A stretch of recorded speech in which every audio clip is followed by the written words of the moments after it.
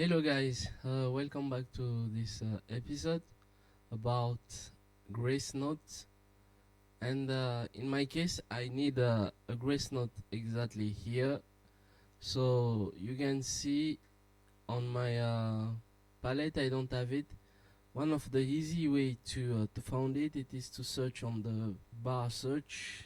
You will tap grace note, then you have the palette about grace note, so you choose whatever suits you, and then you tap the note. But before that you need to select the note before the grace note.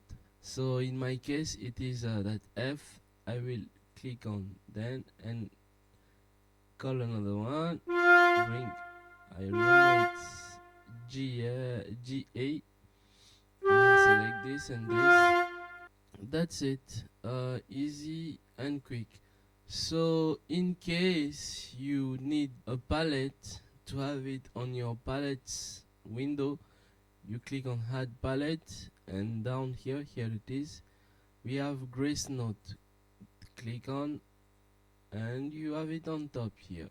So if you found this video useful, give a thumbs up, subscribe, comment. That will help for sure. Thank you and see you on the next tutorial.